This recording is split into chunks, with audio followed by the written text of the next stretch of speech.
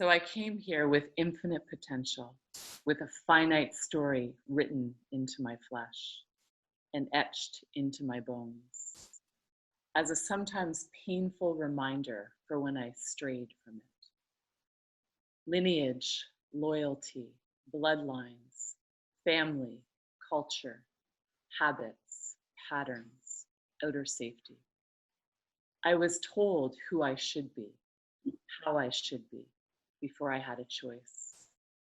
Sadly, I spent a lifetime going along or fighting a story that was never written for me, until I realized a different story awaited. My journey to freedom began. Each time I bumped up against the tight, small, worn-out storyline that had eventually become the oh so familiar, harsh voice in my head. I chose to rewrite my story. Instead of the frantic search outside, I journeyed inward. I began to hear the whisper of a different voice, one that carried a different vibration than much of the world around me. I lay my ear to my own body and listened. Softly, deeply, gently, with grace. I intuitively knew there was something written much deeper, etched into my dormant DNA that told a different story. The story of my soul. It was never intended to be a scripted story with an outcome. It is an infinite and meant to be written as I live and experience life. My story now sings louder and with more grace than the chaos of an old story that fights to hold me in check. And when I go beyond the content of my life, I touch a tender, sweet spot where an activation older than time happens that demands a different yes, an inner yes, a cosmic yes. I'm Dean Walker, and welcome to the Poetry of Predicament podcast, a podcast for people brave enough to face humanity's challenges and problems, and most importantly, our numerous predicaments. The Poetry of Predicament is a podcast meant to inspire us to bring forth grace, beauty, and connection with the web of life in the face of a predicament-laden world. Today, our special guest generously shares her current experience of generating a consciously created life, even in the face of collapse and predicament, and being a parent. Please join me in welcoming our special guest, Naomi Irons. All right. Whew. Well, welcome to another episode of the Poetry of Predicament podcast. And as I've been mentioning in the last few episodes, this is really a time of transition for this body of work, and certainly for me personally. And this may well be one of the larger thresholds. This particular conversation could constitute a really important threshold, certainly for me personally, but I think for the entire body of work that is this, living resilience and safe circle and all the things that people might take part in addition to this Poetry of Predicament podcast. And what this transition is in how I speak about it in my own shorthand is this is really a time of presence. As I consider a very dear friend of mine says so well in her book, Beyond Hope, Deb Ozarko, calling hope activated presence. And it really seems like that is the calling of the time. And particularly what I'm responding to is that I'm very familiar with the many podcasts and many incredible journalists and artists, article and content producers that are out there, and facilitators for that matter, in various kinds of work that address what's going on.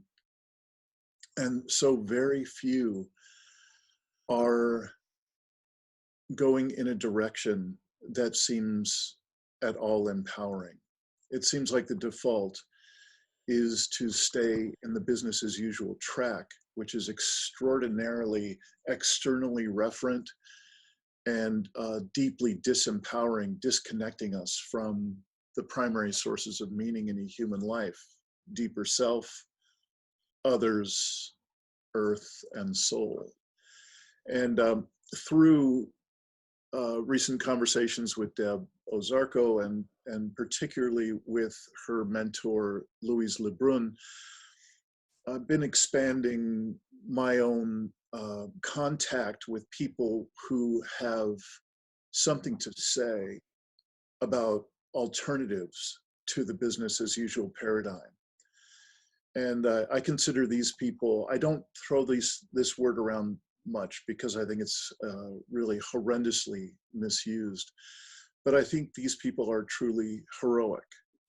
Heroic in the sense that the courage that it takes to disassociate to some degree from the business as usual paradigm and to open up to entirely new realities, which implies something.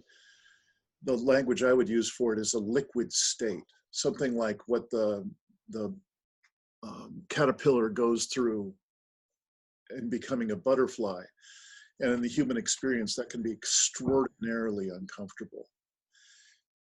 We're going to find out today what that experience has been like for a friend of Louise Lebrun, who's been suggested to participate in whatever way works for you, to participate in the pieces of this work. And I predict this is an extraordinary conversation. And like my conversations with Deb and Louise, my conversation right now with Naomi Irons, I'm clear it's already, when we've just met prior to hitting the record button, I'm clear this is going to be an extraordinary conversation, and I already am looking forward to not only this conversation, but the next and the next.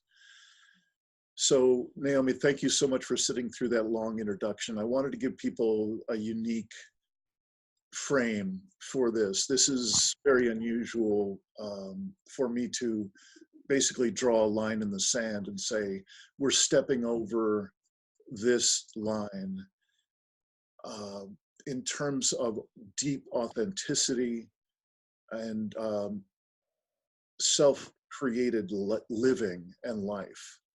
And so with that introduction, would you say hello to folks? And I would appreciate it if you would introduce yourself as you would like to be known. And thank you so much for joining me and us here, Naomi Irons.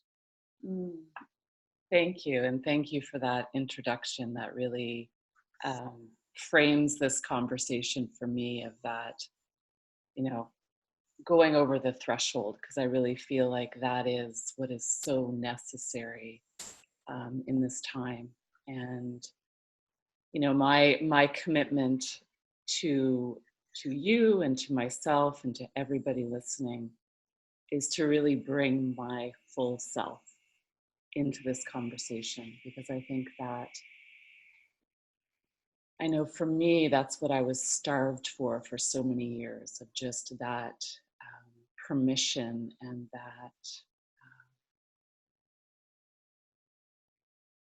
that knowing that I can do that, and I can do that in a way that invites safety and invites evolution and invites the real in somebody else as well. So for those of you who are listening, my name is Naomi Irons, and I think where I feel like I need to start in this conversation is that I've really pressed pause in so many ways on a life that you were talking about, Dean, that is really the business as usual. And when I did that, I really didn't have a sense of what was going to be next. And now looking back over the last, year especially, but the last 3 in particular, since moving to Hawaii, and I was sharing with you at the beginning, just really being a chance to be with my children and a chance to, um, really create some situations in my life that allowed me to come to the crossroads between, it was this like bifurcation of choosing the familiar, choosing what I know, and really allowing myself to take a different path.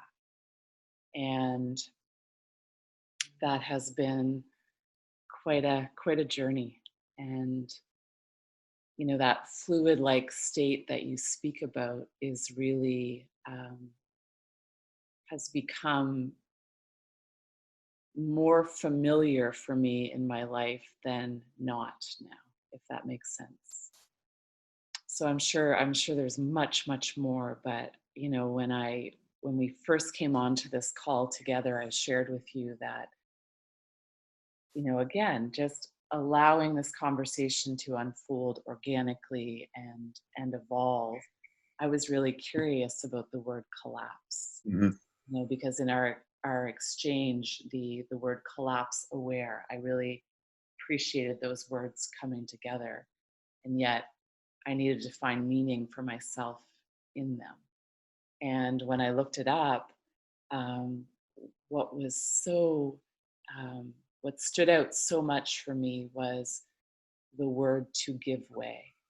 And in an externally referenced world, in a world that you know tells us how to be and what to do, and I really could reframe it for myself of the give way isn't to give way to business as usual. It's not to give way to everything that's come before. It's really to give way to such an emerging part of my being. And so when I hear collapse in that way inside of me, it actually brings more life um, to the forefront for me, if that makes sense. Mhm. Yes, it does. So there are a couple of ways that I'm reaching out to connect with you today. Um, One is this notion that there is a skill set. I'm sure there are many, but there are a few particular empowerment paths that I've touched into either in my practices in my own life or as I've been gathering recently in the past 5 years or so, as I've been putting together this body of work. And the purpose of the body of work is to supply support and resources for people brave enough to face the collapse of Earth and human systems. And again, what I've found is that there aren't many. And I'm looking long and hard. And there's a reason why I have spent so much time focusing on the gorgeous writings of Devo Zarko, and then the numerous ways that I've been able to connect with Louise Lebrun's work. I would call this transformation-based work, and I would also call it evocative work, and work that, oddly enough, connects with, for me, with the energy body, with subtler energies, in addition to extraordinary distinctions, powerful distinctions that can then work into our experience in an embodied way. So I'm here to basically ask you to explore with us and to disclose for us what it's like to be living on that path. Because truthfully, the vast majority of people, even people who really mean well and people who are really savvy in the business as usual world, and they see things coming and they're collapse aware, and they're also parents, but the amount of real skill and really empowering distinctions, unfortunately, are desperately few. So I feel like we've got this wonderful opportunity to ask you who are actively on that path and have been for quite some time. And you have just as much at stake as anyone else could, because you've got kids, you're parents. So that's another way that I was hoping to focus in this and future conversations with you, because being a parent, especially a parent in these times, seems to be one of those no bullshit zones. If a parent is willing to tell the truth about what's going on and live from that truth and get into that liquid state that we've both been talking about, it's similar to my experience of having done a lot of hospice work, being with a number of different people as they come close to death. That's also another place where it can be a no bullshit zone. There's no guarantee, because people can stay in denial all the way to their last breath if they want to. But this, I think, is a ripe zone. And here you are, a person who has been active and doing your work and bringing these same openings to your children in real time. So I'm curious, has anything that I've just said sparked you in any particular direction? Absolutely, and it's allowing me to go back a little bit, especially around children, because I had the absolute privilege of meeting Louise Lebrun about 11 years ago. And the catalyst for that meeting was my children. So being a new mom, I woke up one day, Dean, and looked around my life, and I would have been one of those, to be perfectly honest, business as usual people. Like that was the path that I was on quite comfortably. Had a lot of rewards and positive feedback from that world. And the children came along, and both very, very differently created this powerful awakening inside of me, and an awakening that I really didn't know what to do with. It was this, it was just time. Like it was my time. When I look back and I think about the events that led up to it. And I had this, sense of looking around, because I've been a body worker for many, many years, birth doula, yoga instructor. So the body was really such a huge part of the work that I was doing. And I intuitively knew that what was awakening inside of me, what my children were inviting me into, was so much more beyond what I knew, what I had language for.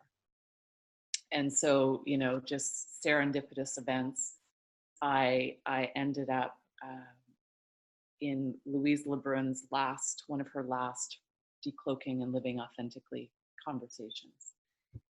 And, it took all that I could feel this unraveling and this coming undone, and everything in my head was saying, but this isn't how I'm going to get my life back on track. This track of wanting to stay with what was familiar is so strong in me. And I reached a point where I just knew I needed to let go. And I showed up and I said, I'm here to be a better mother. I'm here to be a better massage therapist. I named all the reasons that I was there. And then I could feel this like small inner space just open inside of me. And what was so hard for me to say, but so essential, was that I was there for myself, Mhm. that I was there for that to begin a journey. And so, that's really, my children were really the catalyst for, um, the language I'll use now is for the new world that has been gestating, Mm. that, um, and so that was the beginning for me in something that was not neatly contained. And I really had to learn that the authentic me, the no bullshit, the not to, beat around the edge of something, um, is this full life force, if you will, that, is can be messy and can be, um, so beautiful at the same time. Yeah. You know? So I'm sorry to interrupt you, but I just I want to keep bringing this into like to offer a contrast or offer a frame for people who are watching, because the average person I speak with, and certainly for years in myself, I all I would allow as far as I would allow myself to imagine is the outer reaches of what I've already known. That's just, and then maybe rearranging it a little bit.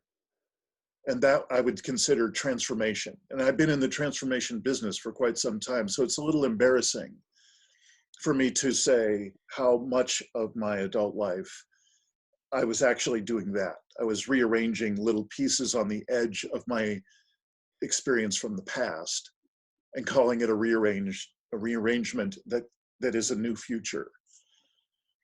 And I think that's as good as most people get it. That's as good as it gets for most folks, because the grip is so tight on holding on to the business as usual familiar world that we've all been raised in. And another way of saying that is Charles Eisenstein likes to use that phrase, the more beautiful world our hearts know is possible, which it sounds so good and it's so poetic and it's so dreamy. There's a dreamy quality to those words.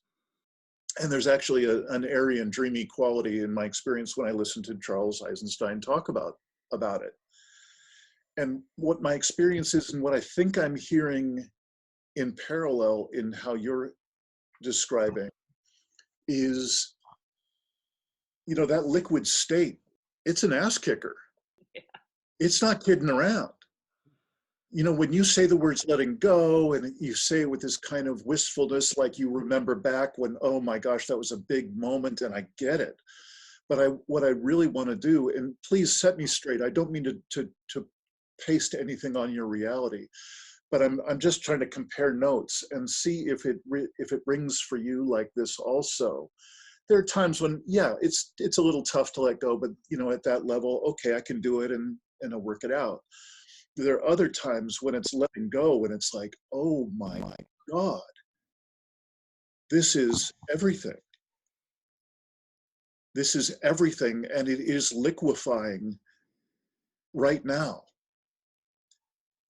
And it takes an extraordinary presence and an extraordinary core of being, that you started our conversation with, through your sensation and through your, perhaps with breath and whatever else anchors you in your experience at the moment, and then perhaps expanding that out to your emotional body or your energy body.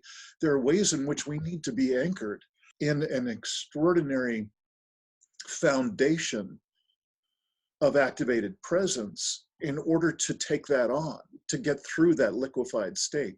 So I don't want to take too much more time saying that, but I just wonder, is that relevant what I'm saying to some pieces of your process as well? Oh, absolutely. And even to this day, I think, Mhm. if I look at where I stand now and where I stood a number of years ago, I've allowed enough now to see that when I truly can let go of the outcome and I can be present, knowing what I know in this moment, there is this transformation that takes place, that my inner reality can then my outer reality can then match what's going on inside of me. But in the beginning, I didn't have that as proof. I didn't have that as something that I could really trust. That I had no, I had nothing to tell me that this was going to turn out okay. And in some circumstances, I can honestly say, that it wasn't necessarily how I would have thought that it should turn out, if that Mhm. makes sense. Mhm. But that has never stopped my courage to stay with myself. I think that's what it comes down to. Mhm.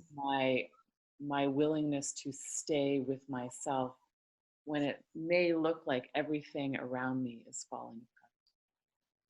That my evolution, and you spoke about death earlier. And I think that, you know, I love Stephen Jenkinson's words of, you know, death is terrifying in a death phobic culture. And I think that what I see when I look out in the world these days is evolution is terrifying Mhm. to a population that is phobic, evolution phobic, if that's even a word. Maybe I'm Oh, making. it is now. And I think that evolution, and your conversations with Deb and Louise and now with me, evolution takes what it takes. It really does. And it is a coming apart, but a coming apart that allows such rich authenticity and and a willingness to make it up as we go. Mm. A willingness to go that this, and again, it sounds cliche when it's just language that's not attached to something inside. It doesn't hold resonance for me. But Mhm. sometimes I even question myself, of, oh, it sounds like the same language, but it is. I always want to come from a place inside of me that is real, that is not saying that, yes, this is easy, and yet it's so worth it. It's so worth Mm. it.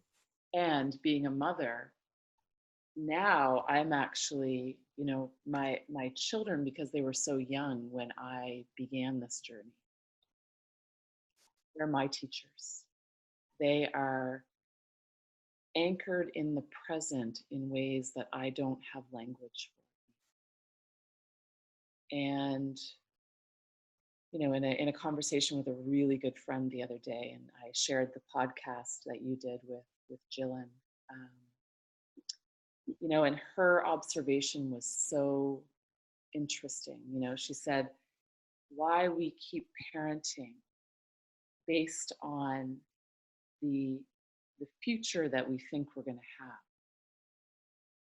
You know, Logically it makes sense because that's what we know. But it was really interesting, and she's a woman who's, really involved in her own evolution as well, and it just struck her, as a mom. Why are we not questioning more? Why are we trying to set our children up for a future that is not going to be based on what it was? Right. Really, like, not in the past, you know like this threshold. I think the threshold that you and I are both speaking about is the threshold that we know that there's something so rich, and there's something so much more beyond what we know is possible. Hmm. Yeah. You've just mentioned the the whole notion of parenting and how that appears to me to be, again, a threshold that is distinct from those of us. I am not a parent. I've done plenty of proxy parenting, but I'm not a parent, and there's no way to fake that. There's no way to experience that without experiencing it. And I'm curious if you could say more about that threshold and how it has changed you, and anything more you'd like to share about your experience of your children as having been raised in this extraordinary environment that you're describing, this, uh, whole experience environment that you've created to raise them in. I'm just curious if you have anything more to say about having crossed that threshold. I guess the threshold could be called both collapse aware and a parent. And then perhaps there's one more distinction that we're talking about here, someone who has transformational distinctions about how to live a life that is far more empowered and far more internally referent at an extraordinary level. Can you put those three together and share with us a little bit about what that's like?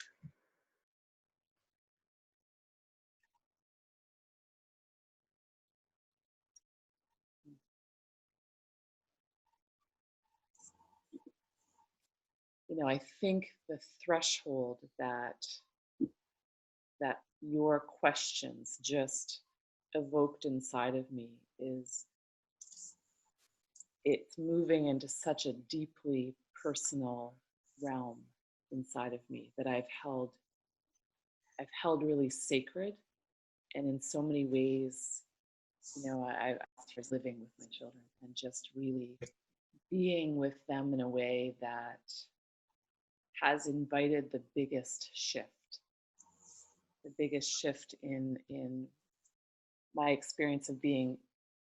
And again, this is a, you can jump in at any moment if you have insight in this. Again, it's crossing that threshold into the deeply personal realm of parenting, of being parented, of creating a very mindfully choosing to create a very, very different existence for myself and my children. Mhm. Now extending that out into community um, feels really right, and feels a bit like a fawn taking its first few steps. Mhm. As I think there's so much backlash in a world that wants things to keep going, wants the machine to keep running. And I, as a parent, I am raising my children to really, really, really know what their truth is.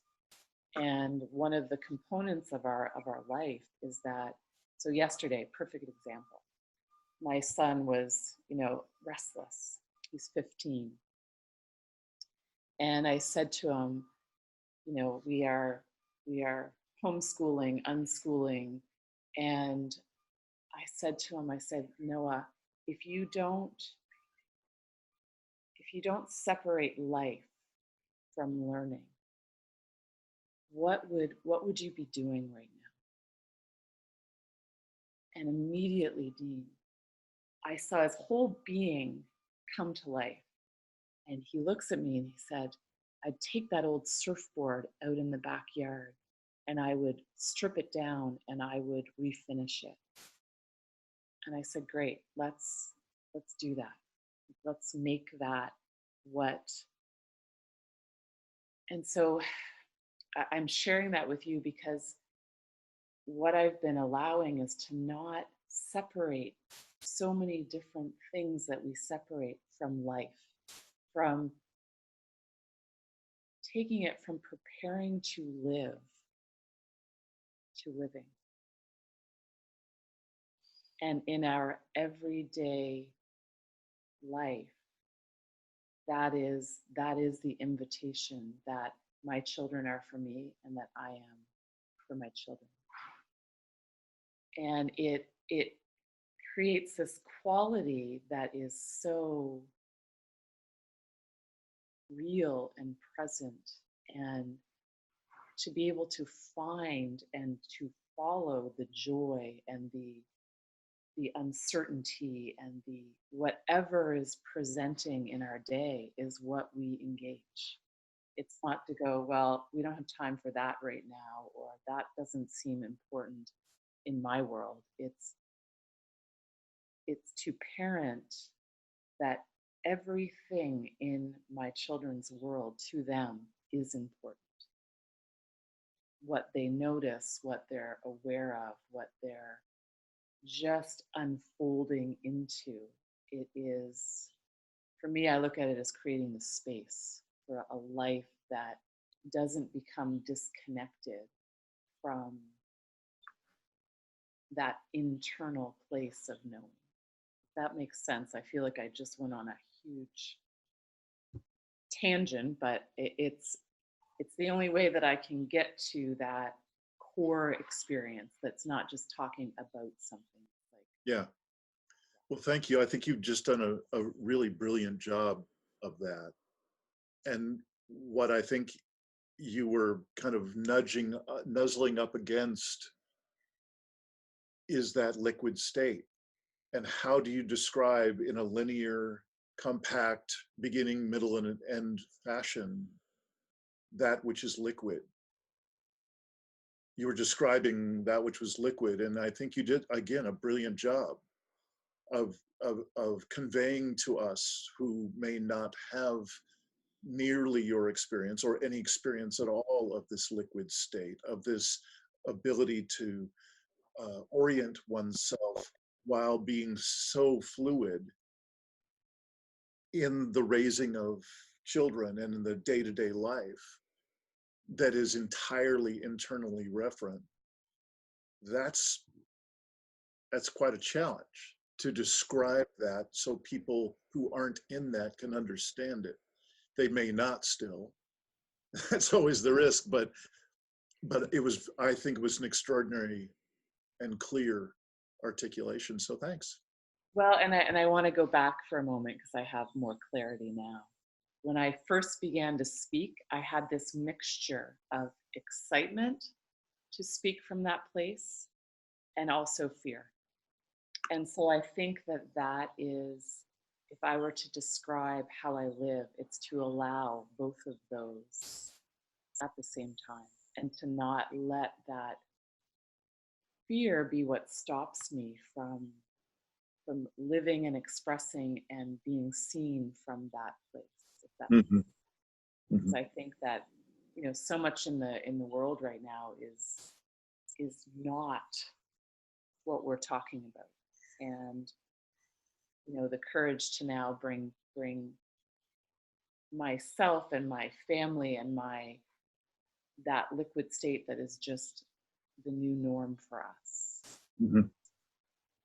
And yeah, so I wanted to share that because I have that clarity now of realizing that it's not that I don't have those moments, inside myself. It's that I choose to engage that and keep going. Got it. What I'm noticing is that there's a synergy that's showing up that has been missing. I had a similar level of synergy years ago in my earlier career days. And this is far larger and far more comprehensive. And so there's a synergy of finding kindred spirits, people who are conversant about this kind of we keep talking about liquid state, are also talking about a way of finding an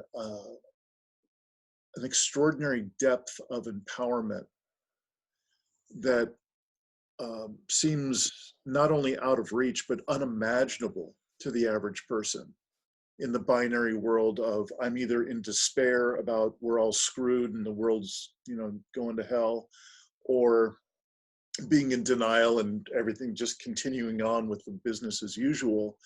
There's not much room there for that extraordinary other dimensions that we're talking about in this conversation and that you're sharing from the life that you've created.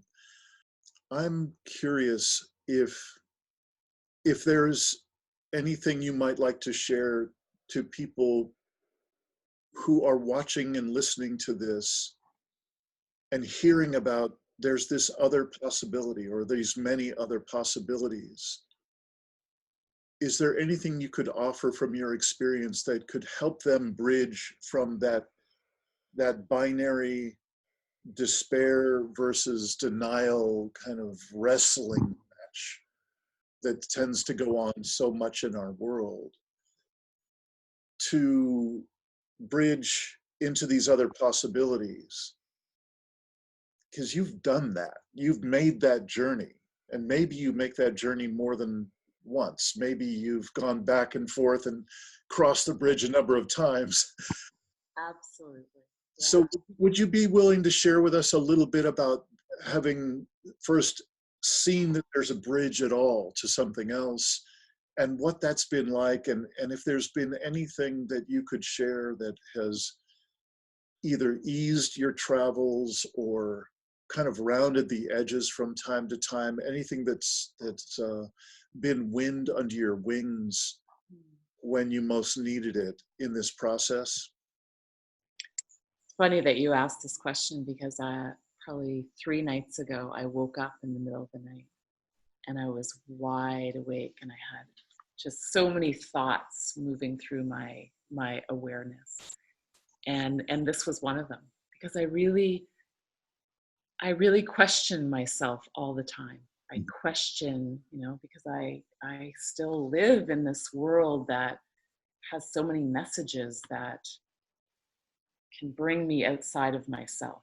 So I still have that experience. I think what I now know is that I recognize it. And so what I realized was no longer being in this state of denial and not being on the kind of the polar end of the same spectrum of engaging this rage, fear, strategy to try and change the world. I really was beginning to question what is this place that I'm in? And what I realized was, to not be in denial of the truth that I carry moment to moment, that it's not bless you, that it's not this static state, really allows me to come back inside. So I think what I'm trying to describe is what's external on either ends of this spectrum, to bring that in and to not be in denial of myself, for one, not be in denial of what I'm seeing in the world around me, and to trust those cues, because, and this is going to go on a little bit of a tangent, but stay with me. Since arriving in Hawaii, I've had 2 significant experiences. One being a nuclear missile attack that, I see on my phone that this is not a test, this is happening. And what I would have shared with you before that happened was that would have been something that probably I would have thought would have rocked my world in a negative way, in a way that would have had me more fearful and more um, uncertain. And actually, what ended up happening in the what I'm going to call collapse, because it was giving way to something much, much bigger, is that my first thought was, I'm not with my children. I need to be with my children. So you want to talk about a force that awakens inside when that happens. And I made my way back. I was just on a walk about 5 minutes away. I made my way back. But yet, Dean, the way I describe it is that this calm came over me, this incredible, incredible calm and solid feeling inside of myself was happening while my mind was spinning, going, this is, you need to come up with strategies and you need to come up with things that you do when you get home. And all that happened when I got home was I brought myself together with my kids. My husband was already gone, so he wasn't with us. So I didn't even have anybody else to kind of bounce things off of. I looked in my children's eyes. I know you beyond time and beyond space.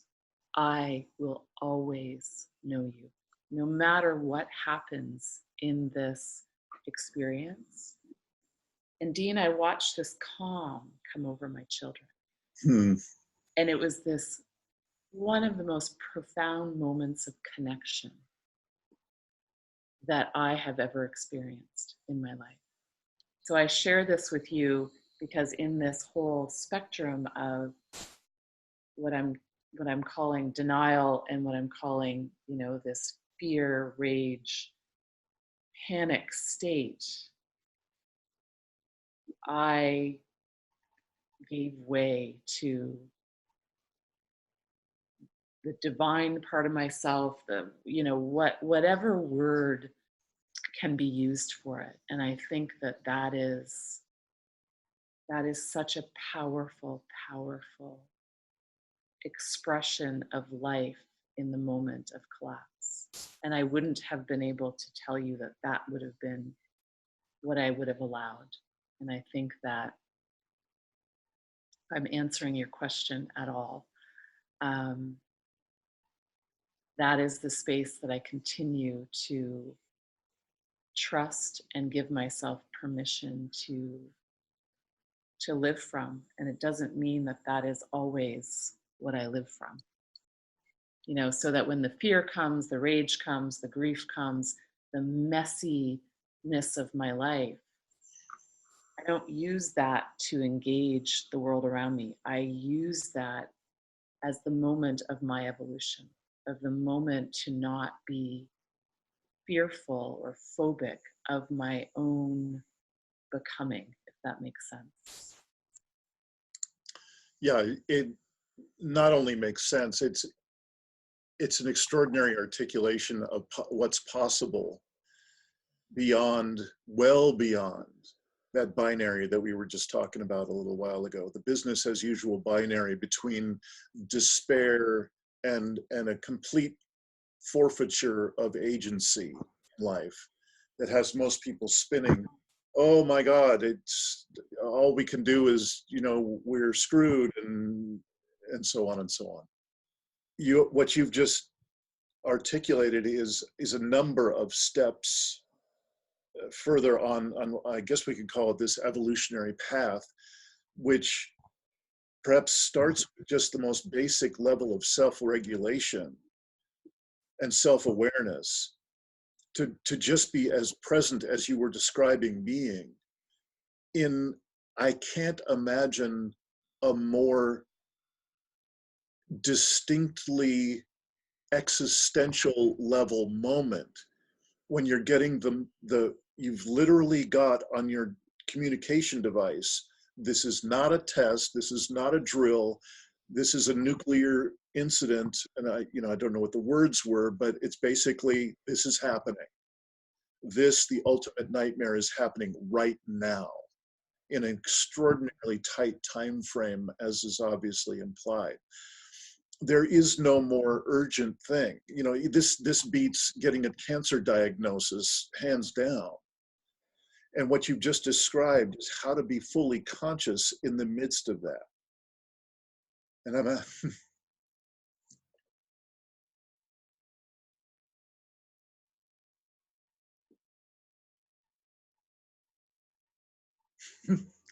you got me.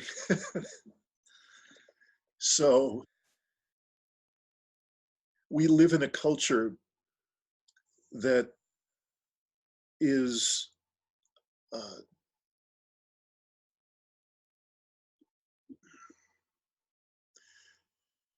completely disconnected from every source of meaning in a human life. And to be able to muster the amount of awareness and presence that you've just described is an extraordinary, you've set an extraordinary horizon for us out of your sharing your experience. That there is something not only possible, but actually realizable in every given moment. And you've just shared it, that you were able to generate that presence with perhaps it's the highest degree of urgency I'm aware of, other than being in a war zone. So I'm just present to that. I'm moved by that. And I'm hoping that this conveys as deeply for others who might be watching this podcast as it is for me. I just so appreciate you bringing that forth for us to feel with you. Thank you.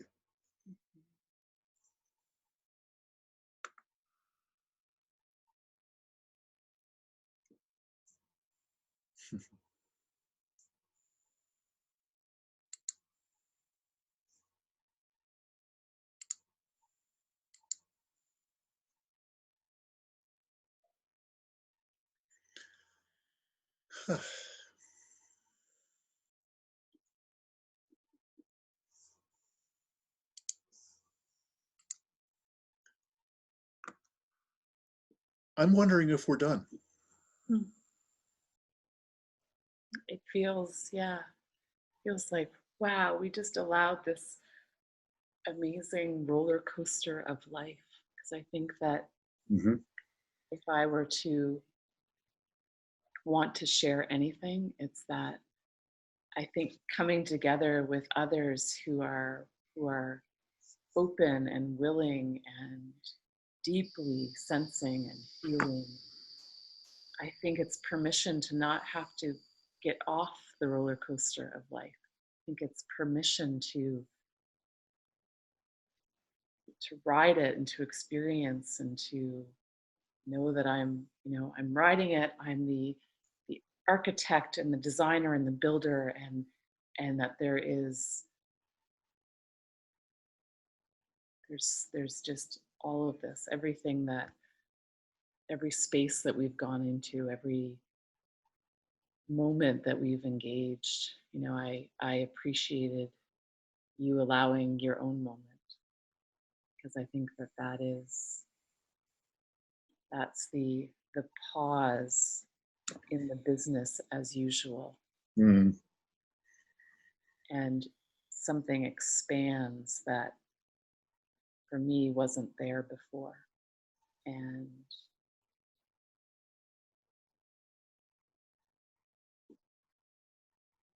and it goes beyond the linear. And yet, what I've deeply appreciated about Louise Lebrun's work is her ability to articulate what is being felt and perhaps not being said. And I feel like you have that similar gift. there's just a deep trust in being in this conversation that you sense that as well. Mm-hmm. Mm-hmm. Gives me permission just to go into all the places that come up for me. Yeah. Well, Naomi, this has just been an absolute delight. And again, I'm moved that I couldn't imagine really beforehand just how beautifully we would cover the two areas that I wanted to cover today. Those two areas are, one, what is it to be a human being that has equipped herself with deep distinctions and deep skill sets about living a life in the moment, deeply internally referent and present. The other being a parent who brings that skill set to the extraordinary journey that is parenting. And, I really just hope against hope this is not our last conversation. I would love to make this a very, very regular event. And I want you to know more.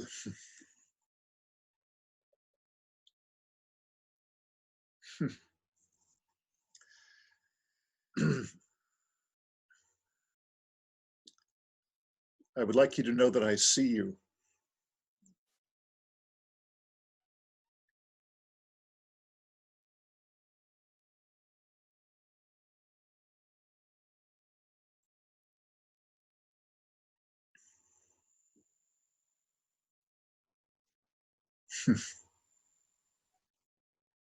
Thank you for that.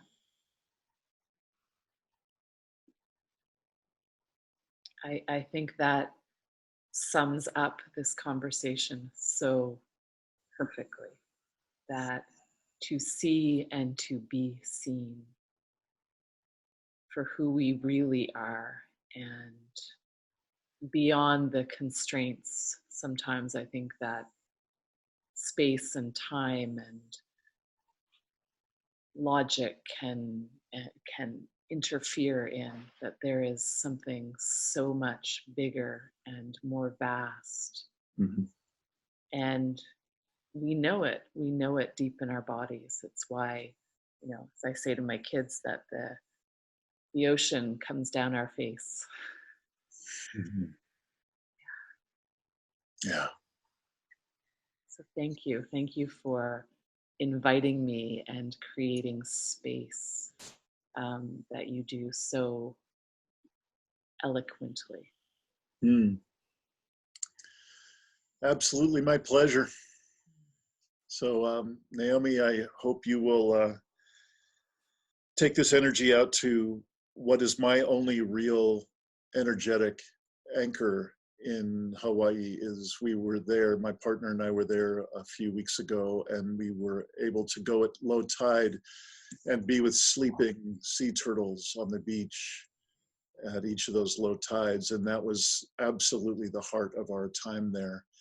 So I hope you'll send our love and deepest regards to the turtles. And once again, thank you so much for taking time with us to share so generously.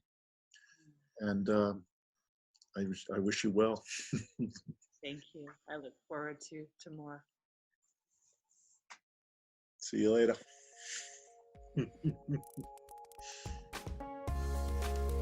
Thanks for watching another episode of the Poetry of Predicament podcast, produced by Dean Walker and the Living Resilience Alliance, www.livingresilience.net. Also available on our website, www.livingresilience.net, is a wide array of articles, online learning series, arranging group and individual resilience coaching, and sign up for our every other Tuesday free support group that we call Safe Circle Calls.